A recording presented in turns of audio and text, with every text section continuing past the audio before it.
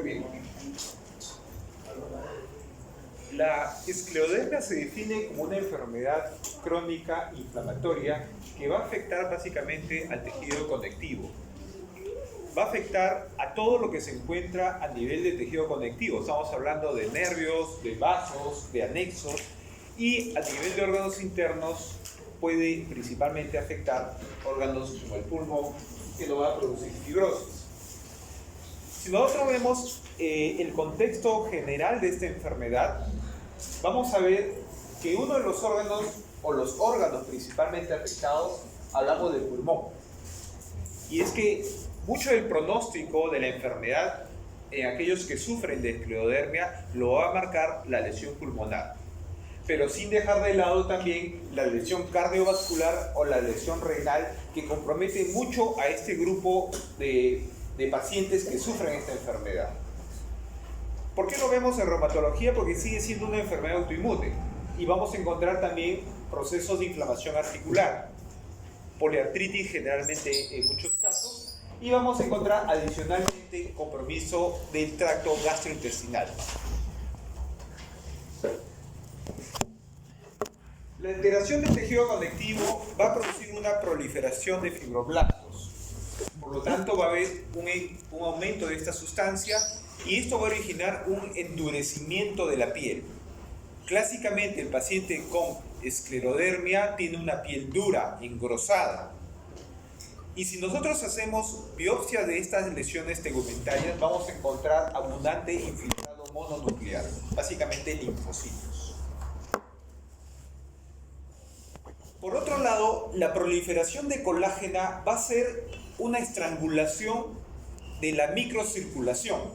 Por lo tanto, vamos a encontrar, por un lado, aumento de colágeno alrededor del vaso sanguíneo con la presencia de linfocitos, y por otro lado, por un fenómeno de autoinmunidad, va a haber una proliferación del endotelio.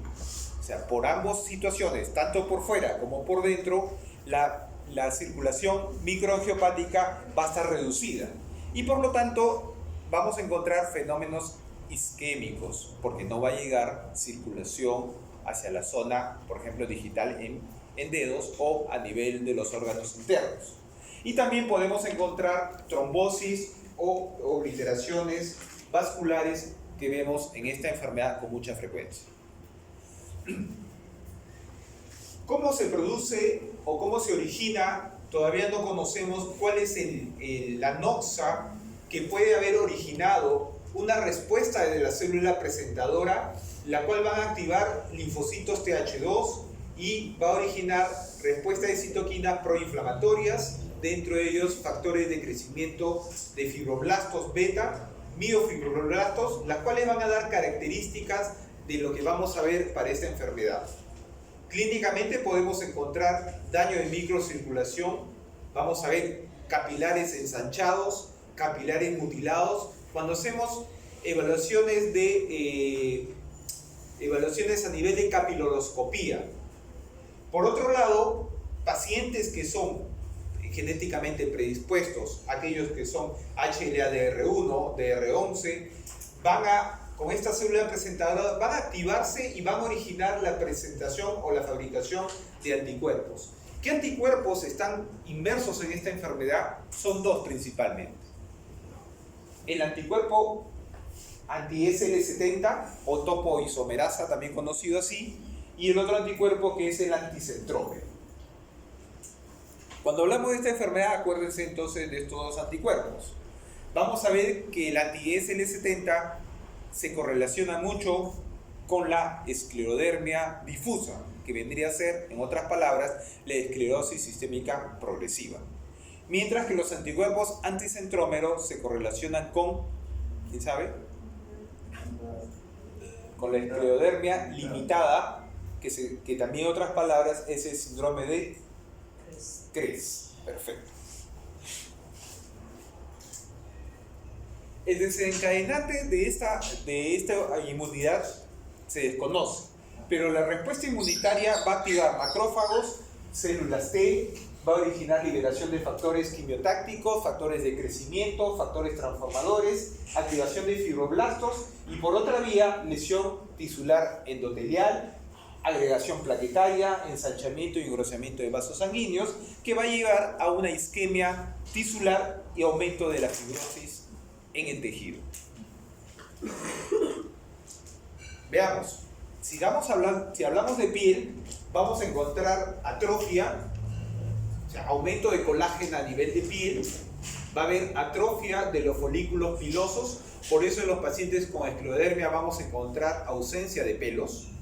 Vamos a encontrar que estos vasos sanguíneos que están a nivel de la piel van a estar engrosados, por lo tanto va a haber una necrosis o trombosis a nivel de la microcirculación. Si hablamos de engrosamiento a nivel esofágico, va a haber estenosis esofágica en el músculo liso, o sea, estamos hablando 2/3 inferiores del esófago. Y si hablamos a nivel pulmonar, vamos a encontrar fibrosis intersticial, pulmón empanal de abeja o enfermedades cardíacas con inflamación con fibrosis intersticial a nivel del tubo digestivo, atrofia muscular, úlceras y fibrosis. Y a nivel de riñones, compromiso arterial que nos va a llevar a una hipertensión arterial secundaria o severa. Uno de los acrónimos que vemos para lo que mencionó su compañera, el síndrome de Krebs, que se encuentra dentro de la esclerodermia limitada, se refiere a las letras básicamente de las lesiones que presenta. C de calcinosis por la presencia de depósitos calcáreos a nivel de piel, en tendones o tejidos profundos. F de fenómeno de Raynaud que ya lo hemos dicho la vez pasada, cambio de la coloración entre palidez, cianosis y enrojecimiento. Disfunción esofágica por estenosis o dismotilidad esofágica, esclerodactilia y la T de telangiectasias. ¿Okay? Si hacemos una biopsia de piel vamos a encontrar abundante tejido colágeno. Vean ustedes, hay pocos nervios y pocos folículos pilosos y la microcirculación se encuentra totalmente disminuida. Vamos a clasificar la esclerodermia en 3 grupos. Hay una clasificación también que representa 4 grupos, que lo vamos a mencionar porque es bueno saber. Históricamente, o la más común es la forma difusa, la forma localizada, la limitada, la que está asociada a otras enfermedades de colágeno, y hay una quinta forma que se llama esclerodermia sin esclerodermia. ¿Cómo es? Se lo voy a ir mencionando conforme avancemos. Cuando hablamos de la forma difusa, estamos hablando de la esclerosis sistémica progresiva. En ella va a haber compromiso cutáneo de tipo proximal. O sea, estamos hablando de todo lo que es de la zona de las metacarpofalángicas hacia la parte central del cuerpo. Antebrazos, brazos, cuello, tronco, abdomen, extremidades. Cuando estamos hablando de la enfermedad limitada, que es el Krebs, estamos hablando más bien la esclerodermia que se encuentra a nivel de dedos, o sea, de metacarpofalángica hacia la parte distal. ¿Ok? Básicamente esclerodactilia. ¿Ya? 2 características clínicas importantes recordar. La difusa, compromiso básicamente acral o proximal, y la limitada, compromiso distal, con esclerodactilia. Como hay compromiso cutáneo proximal extenso, la progresión de esta enfermedad desgraciadamente tiene mal pronóstico si lo comparamos con la enfermedad limitada. Tiene una rápida progresión y se van a comprometer rápidamente órganos internos. Dentro de ellos, le mencioné pulmones, riñones, sistema digestivo y problemas cardiovasculares. Lo que llama mucho la atención en esta enfermedad es el engrosamiento de la piel con fibrosis que pasa por 3 etapas. Vamos a ver también más adelante cuáles son las etapas y los cambios degenerativos en los órganos internos que se producen. Lo que estamos viendo por fuera en estos pacientes lo podemos ver o lo vamos a sufrir también internamente. Por ejemplo, vemos en este paciente que tiene compromiso a nivel de cara. Vemos, no podemos palpar, pero podemos tener una idea de que esa piel ha perdido los pliegues, se encuentra dura, se encuentra fijada inclusive hacia planos profundos, que es difícil hacer un pinzamiento de la piel. Vean ustedes una piel característica en un paciente con esclerodermia, con zonas hipercrómicas y acrómicas, y también alteraciones a nivel de la facie, con algunos lo mencionan como cara de pajarito o cara de ratón, con adelgazamiento de los labios, perfilamiento de la nariz, pérdida de los surcos nasogenianos que se pueden observar y pérdida de las arrugas frontales. Si ustedes ven un poco más abajo de la cara, van a ver cambios también cutáneos a nivel del cuello y la parte superior del tórax. Por otro lado, la limitada, que vendría a ser el CRES, no va a presentar cambios a nivel proximal, pero sí vamos a encontrar a este nivel de dedos, vamos a encontrar esclerodactilia y puede haber la presencia de calcinosis. Por lo tanto, el CRES, que le vuelvo a mencionar, es la presencia o el acrónimo de esas iniciales mencionadas, se va a limitar más a dedos y caras, y en 10 a 20 años se puede generalizar la enfermedad. Por lo tanto, es importante hacer un seguimiento. En ambas situaciones, tanto la difusa como la limitada, lo que va a predominar inicialmente es el fenómeno de Raynaud. ¿Han visto en la práctica fenómeno de Raynaud? Pacientes con Raynaud. Ya. El fenómeno de Raynaud puede ser también primario, o sea, aquellos que solamente tienen esos cambios vasculares y no tienen nada más, y toda la vida se van a quedar con eso. Y el fenómeno de Raynaud secundario, que son los mismos cambios de coloración, pero que además tienen algunos signos o síntomas de una enfermedad reumatológica, como en este caso la esclerodermia. Es importante entonces hacer un seguimiento. Si alguno de ustedes se topa con un paciente que tiene fenómeno de Raynaud, hacer un seguimiento. Se sabe que por lo menos más de 5 años de seguimiento a un paciente con fenómeno de Raynaud y no desarrolla ninguna complicación, probablemente lo vamos a catalogar como fenómeno de Raynaud primario. Porque las enfermedades como el lupus, la esclerodermia, la enfermedad mixta, síndrome de superposición, vasculitis y otras más, se van a presentar o me van a dar manifestaciones sistémicas dentro de los 5 primeros años de iniciado el fenómeno de Raynaud. Pero nosotros también podemos tener otra forma de adelantarnos a saber si este Raynaud puede ser parte de un cuadro sistémico. ¿Cómo? ¿Cómo podríamos adelantarnos si el paciente con Raynaud pueda estar desarrollando una esclerodermia? ¿Alguna idea? ¿Alguna sugerencia? El Raynaud es muy común verlo, en gente joven, no es tan raro, ¿ok? Pero tendría que ser un screening para poder descartar que no pueda ser una esclerodermia o desarrolle una esclerodermia. Ya les mencioné hace un momento que una de las formas de la respuesta inmune es la producción de anticuerpos. Por lo tanto, si yo puedo dosar anticuerpos a un paciente con fenómeno de Raynaud y tengo anticentrómero positivo o anti-SL70 positivo, probablemente me va a orientar a pensar que este paciente va a desarrollar esta enfermedad. Los anticuerpos, el dosaje y la medición son algo caras. Por lo tanto, hay otro método también sencillo de poder hacer un diagnóstico temprano, que es con una capiloroscopía. La capiloroscopía vendría a ser ver los capilares a nivel del lecho unguial, en qué situaciones se encuentran. Cuando encontramos asas de alambre o capilares ensanchados o capilares mochados o ausentes o atróficos, probablemente se va a asociar a alguna de estas enfermedades. Y eso sí va a requerir un manejo temprano, porque sabemos que el pronóstico de la enfermedad lo va a dar el daño de órgano blanco. ¿Okay?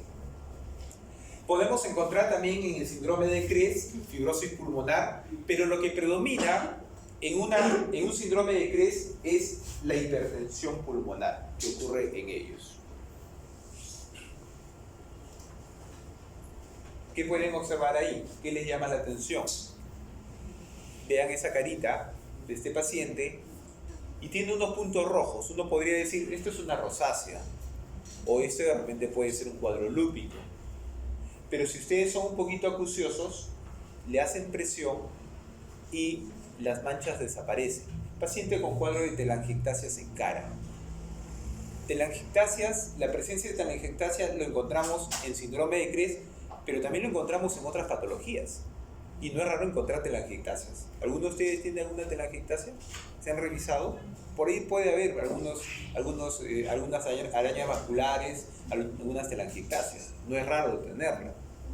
Pero lo encontramos comúnmente y puede ser la consecuencia de un daño hepático también.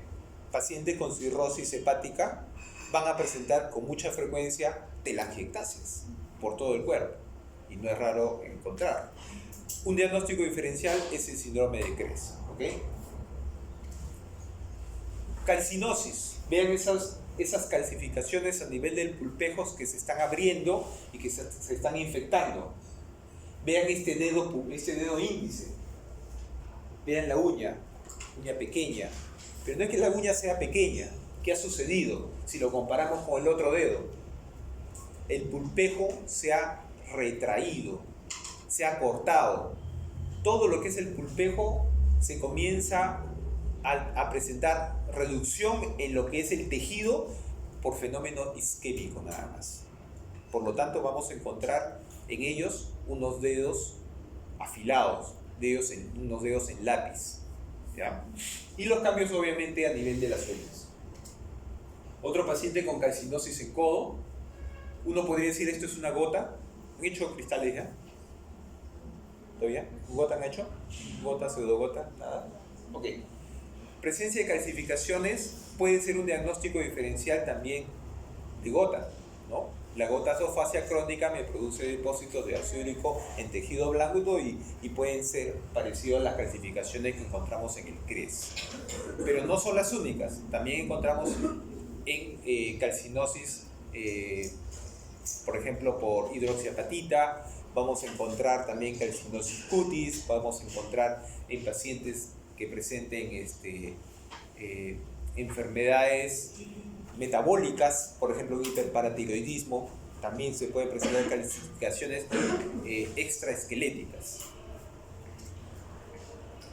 Cuando hablamos de la esclerodermia localizada, estamos hablando de un punto muy específico, de una zona, de una área, que generalmente esta no va a comprometer órganos internos.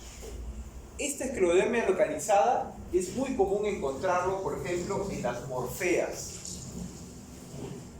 Son placas donde vamos a encontrar ausencia de anexos, son placas donde va a haber depresión cutánea, son placas que muchas veces pueden crecer en algo, la gran mayoría no se extiende, y son menos del 1% que puedan generalizarse. Estas placas tipo morfea también lo vamos a encontrar en el golpe de sabre o cruz de sabre. Son aquellos que tienen una deformación a mitad de la cara o una zona de extremidad, teniendo una esclerodermia de tipo lineal. Vamos a ver, creo que no tengo una imagen.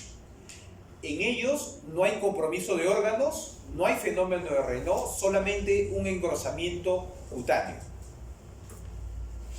Clases de esclerosis sistémica, les vuelvo a repetir. La difusa, la esclerosis sistémica progresiva, y la limitada, el síndrome de Krebs. ¿Existen diferencias y semejanzas en ellos? Sí. Porque la piel se va a afectar en ambos, pero con la diferencia que en la limitada el predominio es de dedos, mientras que en la difusa es proximal. El fenómeno de Raynaud va a aparecer en ambos casos.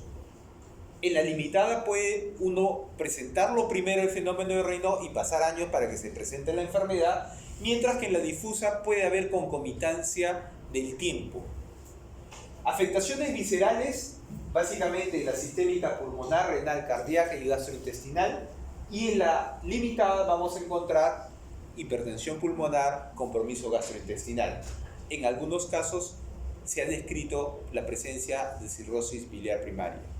Hoy día hemos estado en la práctica con un paciente con Krebs, ya creo que no llegaron a verlo en mi grupo, pero que presentaba bastante telangiectasias, pero que tenía niveles enzimáticos de transaminasas que bordeaban los 200 miligramos y que por otro lado tenía bilirrubina indirecta elevada. Datos clínicos que me hacen sospechar que el paciente pueda tener una cirrosis biliar primaria. No había prurito, pero sí había varices esofágicas en ese paciente. En ambos casos, cuando hacemos capiloroscopía, vamos a encontrar dilatación y desaparición. En el síndrome de Krebs, dilatación sin desaparición. Y los anticuerpos, diferencia importante entre un caso y otro, topoisomerasa para uno, anticentromero para el otro, y el pronóstico es malo en pacientes con enfermedad difusa.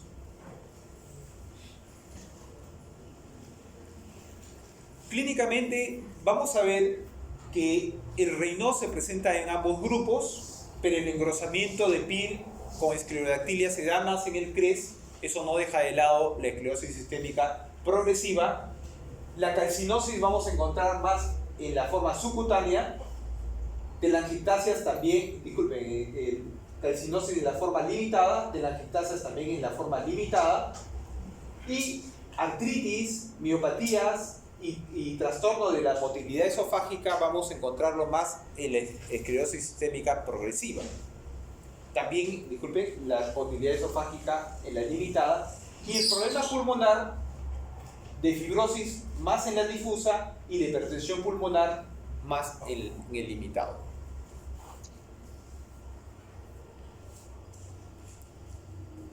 Hay un tercer grupo, hemos visto difusas, hemos visto limitadas, hemos visto localizadas, asociadas a otras enfermedades. Son aquellos que tienen pacientes lúpicos que tienen características de esclerodermia, pacientes con debilidad muscular o miopatía con características de esclerodermia, o pacientes que tienen una artritis reumatoidea y que tienen características de esclerodermia por la parte cutánea, básicamente. En ellos puede haber presencia de anticuerpos tanto para polimiositis y para esclerodermia, como para lupus y esclerodermia y artritis y esclerodermia. Podemos encontrar combinaciones de anticuerpos. Y hay una característica, y hay un grupo más, que es la esclerodermia sin esclerodermia. Ese grupo es mucho más difícil de diagnosticarlo, porque son pacientes que tienen características de lesiones internas, de órganos internos, pero que no tienen características cutáneas. Por lo tanto, no vamos a encontrar ni engrosamiento distal, ni engrosamiento proximal de la piel, pero que sí las características a nivel pulmonares, como la presencia de infiltrado intersticial, fibrosis o endarteritis pulmonar, cosa que lo vamos a ver en pacientes con esclerodermia, lo vamos a ver en estos pacientes que no presentan lesiones cutáneas. O sea, las biopsias son una biopsia, por ejemplo, pulmonar, renal o cardíaca, tiene las características de una enfermedad de esclerodermia, pero cutáneamente no tiene nada. El pronóstico, les había mencionado, no es la parte cutánea. El pronóstico te lo va a dar el órgano interno, la lesión del órgano interno. En esclerosis sistémica progresiva vamos a usar criterios mayores o criterio mayor y la presencia de dos criterios menores. ¿Okay? El criterio mayor, ¿cuál es? Esclerodermia proximal. Engrosamiento de la piel desde las metacarpofalángicas hacia la zona del tronco. Criterios menores, esclerodactilia, la presencia de pitting o cicatrices en pulpejos y fibrosis pulmonar en ambas bases. ¿Por qué se presentaría el pitting? Hemos visto pitting en un paciente, ¿recuerdan? Mi primer grupo, ¿recuerdan o no? ¿Qué es un pitting? A ver. Unas huellitas. ¿Qué representa esas huellitas? Puede ser un poco más claro, porque de repente huella uno se puede imaginar un montón de cosas. Inicio de necrosis. Más bien son las cicatrices de una necrosis.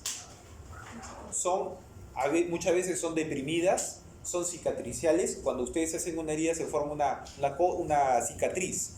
Y en este caso la cicatriz es deprimida, deja un hundimiento y que a la larga va a originar pérdida de lo que es la sustancia, en el caso de dedos, de pulpejo. Por eso los dedos se afilan. Compromiso de piel, creo que el fenómeno de Raynaud todavía lo saben de qué se trata. Cambio de la coloración, tiene que ver básicamente con un problema circulatorio a exposición al frío. Los fenómenos de Raynaud a repetición te pueden originar necrosis digital también. Un fenómeno de Raynaud sostenido te puede originar una amputación de dedo por necrosis. Se alteran los lechos capilares, los lechos unguiales.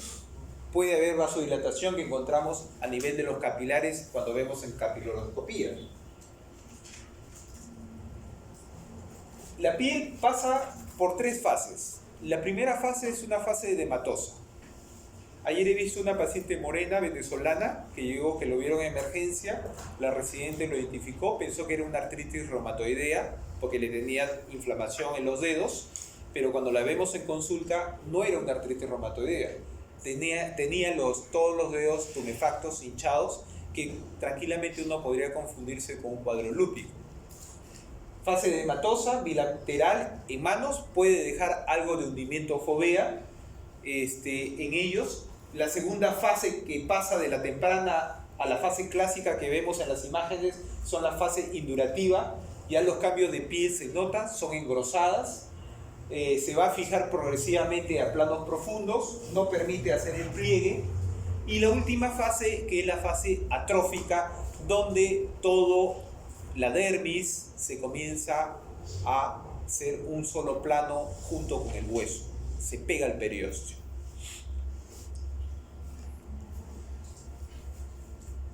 Por ejemplo, ¿qué fase estamos aquí?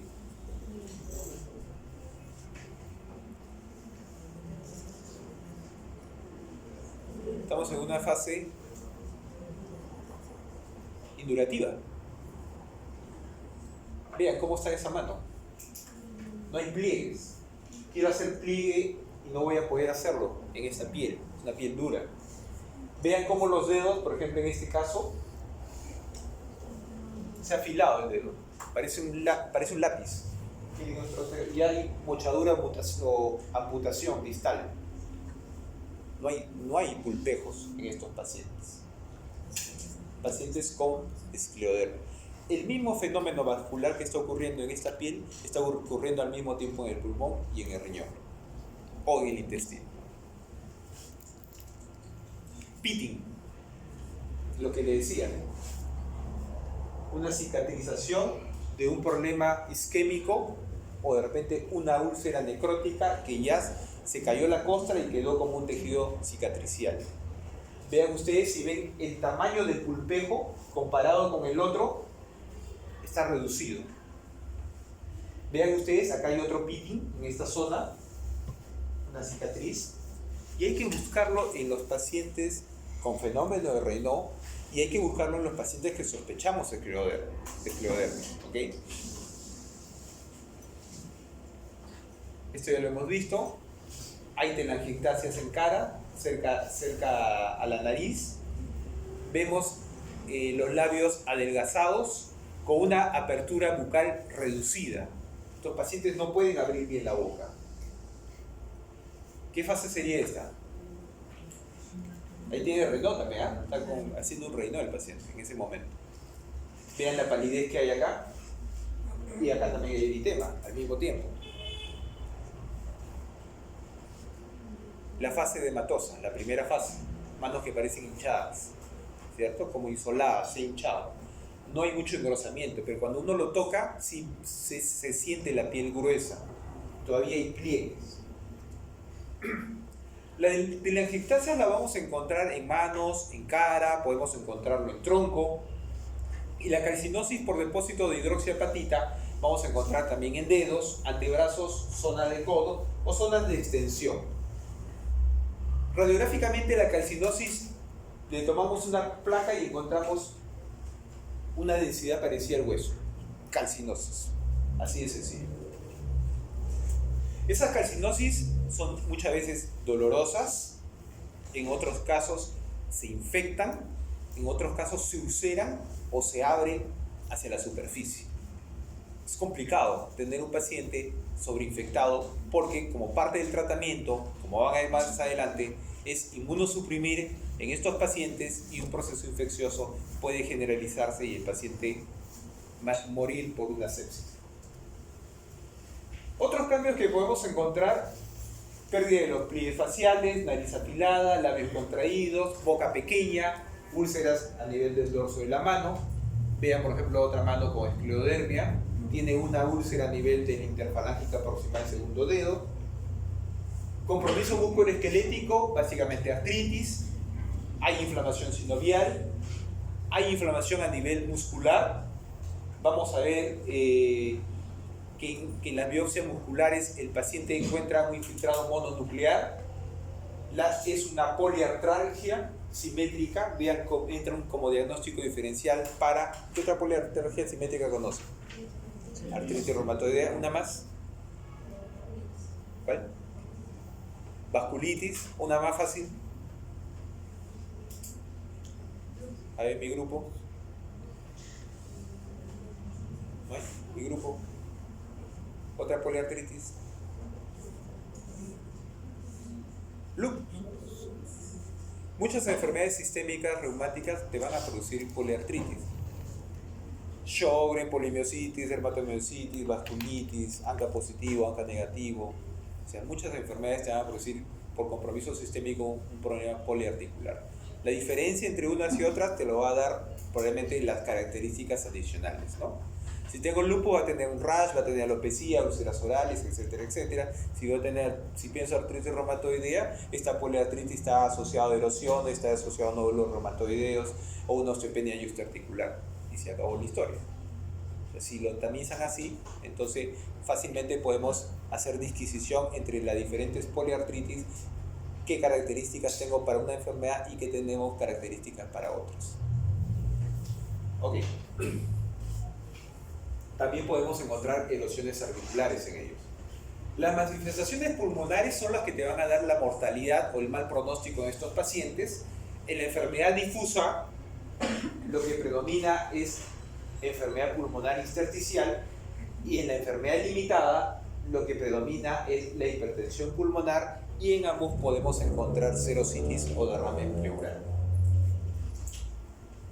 La hipertensión pulmonar, que está más hacia la forma limitada, está asociado al gen HLA-DR52, la presencia de anticuerpos anticentromédicos, va a ser más frecuente con la enfermedad limitada, y clínicamente puede tener un periodo que es asintomático, no se siente, pero con una radiografía, con una ecografía o de repente haciendo mediciones de la presión de cuña de las arterias pulmonares podemos llegar a un diagnóstico.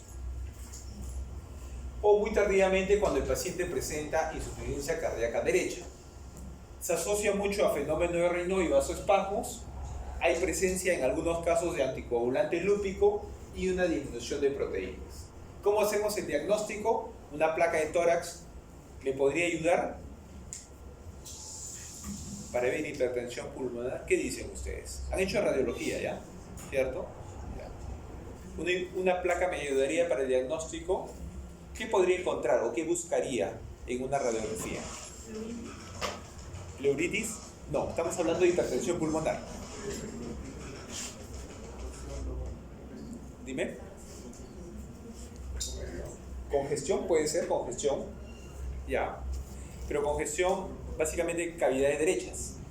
Por lo tanto, puede encontrar una silueta cardíaca más grande, pero con crecimiento ventricular derecho y auricular derecho. ¿Y eso cómo se traduce en radiología? ¿Cómo se ve el corazón? Eso se llama cardiomegalia, sí, pero ¿cómo se ve la imagen o la silueta cardíaca cuando crecen las cavidades derechas? No, botella no. Cuando crecen ambas cavidades se ve botella. La punta del corazón o el ápex se va hacia arriba, ¿no? Le dicen en forma de... Sí sabe, muchachos, sí estudia. Así es. ¿Qué otra característica podría encontrar? Si estamos hablando de hipertensión pulmonar, aumento del cono de la pulmonar. Así de sencillo. La pregunta es, ¿dónde está el cono de la pulmonar en una placa radiográfica? Se lo dejo para que lo revisen. Okay. El Doppler sí me puede ayudar Mejor que una radiografía porque estamos midiendo flujos y me puede decir si es que hay regurgitación, cómo está el flujo a ese nivel de las arterias pulmonares, pero eso se hace con ecocardios especiales, con Doppler especiales y ecocardiogramas. Pero lo que sí me ayuda mucho es el cateterismo cardíaco para poder determinar hipertensión pulmonar. ¿Aló? ¿Aló? Ok. Diversos tratamientos para cuadros de hipertensión arterial. Nifedipino, prostacyclinas, inhibidores YECA, warfarina. En algunos casos, estos pacientes van a requerir trasplante pulmonar por la misma enfermedad. ¿Aló? Hola, Susana. Ya, está bien, Susana, no hay problema. Ok, listo. Ya, ok, chao, chao.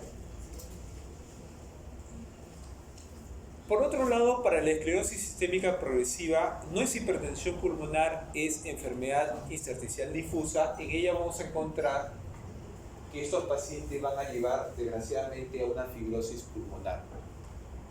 Esta fibrosis pulmonar, inclusive en la fibrosis pulmonar primaria, cuando ustedes lleven el capítulo de neumología, tiene un pronóstico rápidamente devastador. Dependiendo qué tipo de compromiso intersticial, hay 5 tipos de compromisos intersticiales, se lo van a ver en neumología. Y la disnea, que es lo que caracteriza al paciente a los esfuerzos, ya sea grandes esfuerzos o medianos esfuerzos, la dificultad respiratoria que se puede medir tranquilamente con pruebas funcionales respiratorias, porque cuando tenemos problemas cardíacos también me produce disnea, ¿recuerdas? Pero la disnea en este caso es de tipo pulmonar. Las pruebas que necesito para evaluar ese problema pulmonar de disnea en enfermedad intersticial difusa es la capacidad de difusión del monóxido de carbono. Menos del 70% de la capacidad ya tiene un mal pronóstico. Pruebas de función respiratoria, tenemos la espirometría, por ejemplo. Y el infiltrado intersticial lo puedo ver con tomografías de alta resolución en estos pacientes, que es lo ideal pedir estas 3 pruebas cuando quiero evaluar la parte respiratoria. DELCO o test de difusión del monóxido de carbono, espirometría y tomografía pulmonar de alta resolución. El compromiso cardíaco vamos a encontrar entre un 20 hasta un 80% de los casos. A veces tiene que ver con el cor pulmonar por la hipertensión pulmonar y crecimientos ventriculares, disculpen, ahí es derecho, que nos va a llevar a una insuficiencia cardíaca. Estas injurias, así como ocurren los fenómenos vasculares obstructivos a nivel de piel y a nivel pulmonar, también puede ocurrir a nivel coronario. Por lo tanto, no es raro encontrar elevación de enzimas cardíacas en ellos o problemas en el electrocardiograma con fenómenos isquémicos como supradesnivel de ST o la presencia de ondas Q. En ellos vamos a encontrar isquemia y necrosis cardíaca y el corazón puede tener una dilatación. Compromiso miocárdico, fibrosis miocárdica. Clínicamente el paciente también va a presentar disnea, dolor torácico, alteraciones en el EKG y una cardiomegalia. O sea, la disnea, cuando el paciente lo presenta, tengo que evaluarlo por ambos lados, tanto por la parte respiratoria como por la parte cardíaca. Compromisos neurológicos, básicamente, como hay una proliferación de colágeno abundante, el nervio se va a encontrar atrapado y por lo tanto vamos a encontrar neuropatías de atrapamiento en ellos. Pero también podemos encontrar problemas a nivel de los vasa nervorum de los nervios por capilaritis en estos casos, y va a originar neuropatías de tipo mononeuritis o neuritis múltiple. Por ejemplo, una mononeuritis podría ser la de trigemia. Neuropatías de atrapamiento. Una neuropatía de atrapamiento puede ser, por ejemplo, la del túnel carpiano que hemos visto en las prácticas, paciente con compromiso del nervio mediano. Mononeuritis múltiple por compromiso obliterante vascular de los vasa nervorum. Manifestaciones gastrointestinales. Desgraciadamente a estos pacientes se les complica más la vida. Encima que no pueden respirar bien, no pueden hacer mucho esfuerzo por la parte cardiovascular, encima no quieren salir porque se sienten que todos lo miran, le llaman la atención, o de repente no pueden sonreír porque la expresión no les da a que la boca la puedan aperturar de forma adecuada.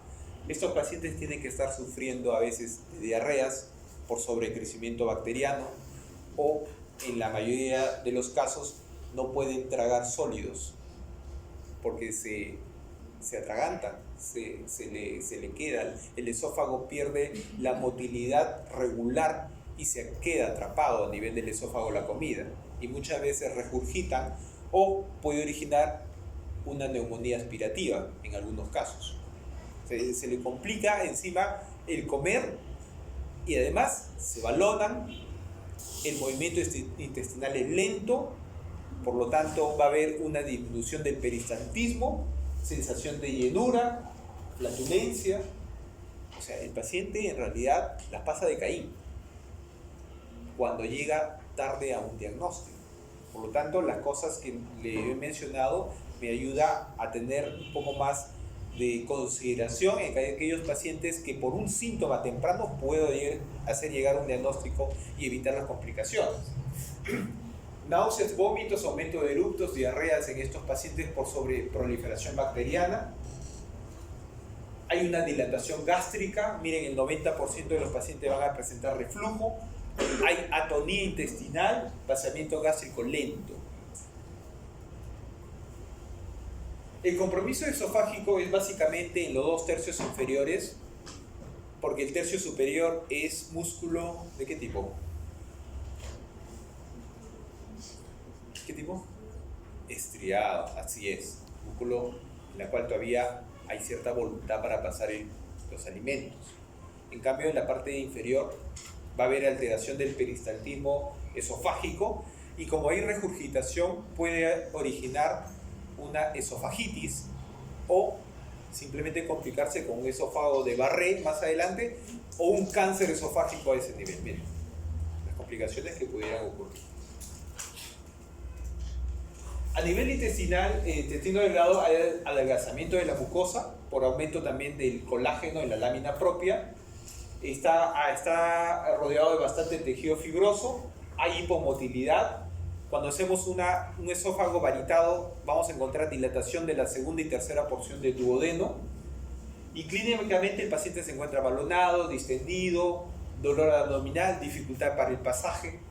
Puede haber diarrea por sobreinfectación bacteriana y más tardíamente puede haber estrechamientos intestinales. Diarrea, mala absorción. Hay algunas pruebas que se pueden realizar, pero en ellos va a haber, aparte, alteración de la desconjugación de sales biliares, disminución de la concentración de sales biliares.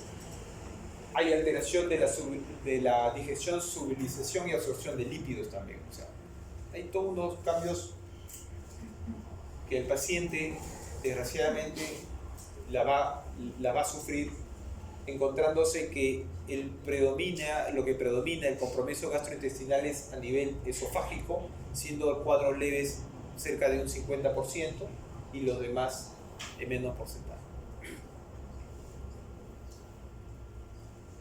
Radiográficamente, hipomotilidad lo podemos ver con varios ingerido.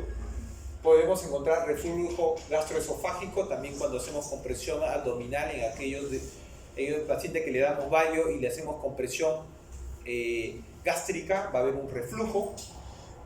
Puede marcar una irregularidad a nivel distal esofágica. Podemos encontrar dilatación de asas, estrechamientos, hernias hiatales, dilatación gástrica en estos pacientes. ¿Qué manifestaciones renales tenemos? Cambios glomerulares, necrosis.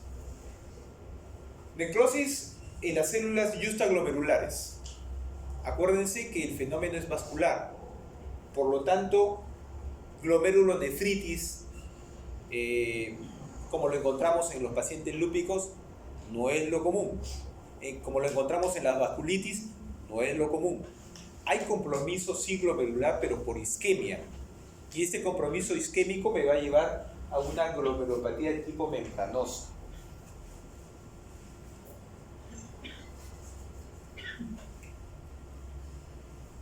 Pero el paciente, fuera del compromiso glomerular, lo que perjudica mucho en ellos, y hay que tener mucho cuidado en un paciente con esclerodermia, es que no te desarrolle una crisis renal. ¿Qué es una crisis renal? Que el paciente presenta una hipertensión arterial maligna, se sube la presión a tal punto que puede originar un problema cardíaco o al mismo tiempo un problema de exclusión renal. Cambios hipertensivos de grado 3 o 4, insuficiencia renal, y esto se debe muchas veces a un mal tratamiento. En estos pacientes, a pesar que el fenómeno es inmunológico, poco se usan corticoides, o si ustedes no usan corticoides, mejor, porque los corticoides te pueden originar una crisis renal en ellos.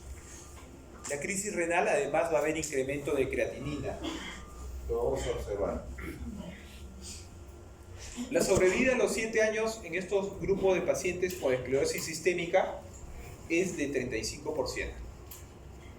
Tasa de fallecimientos, aquellos que tienen compromiso renal, un 60%, y aquellos que no tienen compromiso renal pueden llegar a un 10%. Ya vamos a terminar, pasamos diagnóstico, tratamiento y acabamos la clase. ¿Cómo llegamos al diagnóstico? Criterios diagnósticos. A ver, criterio mayor, ¿quién me lo dice? ¿Quién recuerda? Esclerosis proximal. Criterio menor, pitting, esclerodactilia y fibrosis pulmonar. Perfecto. Sí. Criterio mayor, 2 criterios menores, me ayuda para el diagnóstico. Pero puedo hacer una biopsia de la musculatura para ver los depósitos de colágeno que se encuentran en estos pacientes. Y vamos a encontrar ausencia de anexos. Pruebas de laboratorio, los anticuerpos antinucleares son positivos, pero la prueba de SL70 o topoisomerasa 1 también va a ser positiva. ¿Okay? El patrón, ¿han hecho laboratorio ya en reumatología? Existen 4 tipos de patrones de ANA. ¿Sí lo saben? Moteado, nucleolar, perinuclear y homogéneo. Este presenta el patrón nuclear, ojo. A diferencia del lupus, que generalmente, ¿qué patrón es? Homogéneo. Puede ser pregunta de examen. ¿Quién sabe? Es importante saber los patrones. Tratamiento. Como todos, más del 99%, podríamos decir, casi el 100%, van a presentar fenómeno de Raynaud, hay que evitar la necrosis digital. Por lo tanto, calor local, abrigarse las manos, evitar el contacto con el frío o con sustancias frías, o en periodo de invierno estar bien abrigado tanto en manos y pies, evitaremos así necrosis digitales. Pero por otro lado también puedo mejorar la parte de circulación periférica. Podría usar, por ejemplo,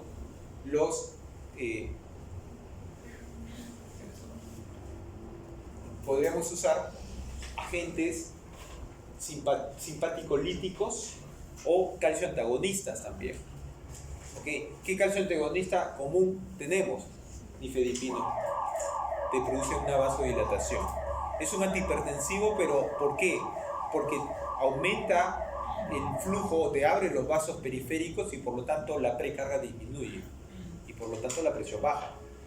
Pero yo no lo hago por el tratamiento de la presión, sino porque quiero una vasodilatación periférica y mejorar la circulación en estos pacientes a nivel digital.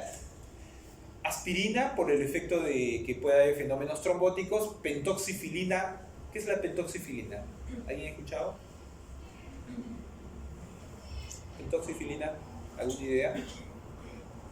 Lo van a ver en la parte cardiovascular con mucha frecuencia también. La pentoxifilina es un fármaco que va a producir que el eritrocito cambie su forma. ¿Cuál es la forma del eritrocito? Un disco bicóncavo, perfecto. Como hay una alteración, hay un engrosamiento del endotelio en estos pacientes, el eritrocito no va a pasar con facilidad. Entonces, cambiando su morfología, va a permitir llevar oxígeno hacia las partes distales. Pentoxifilina también lo usamos en ellos. Y patches de nitroglicerina también buscando una dilatación periférica, ¿no? A nivel de las partes digitales.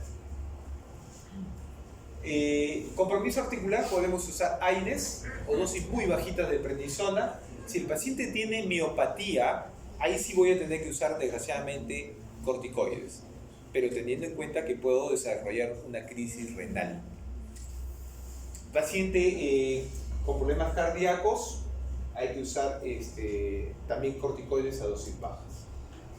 Para lo que es inflamación, dolor articular, AINES, dosis baja de corticoides, y puedo usar medicamentos que usamos en artritis reumatoidea, como metrotexate, hidroxicloroquina, diphenicilamina, o usar drogas inmunosupresoras, y esto está más orientado hacia daño de órgano interno. Medicamentos como la ciclofosfamida lo usamos cuando hay compromiso pulmonar. Complicaciones gastrointestinales, si el problema es la motilidad, tengo que darle medicamentos que mejoren la motilidad, como la metoclopramida, la mosaprida y otros prokinéticos.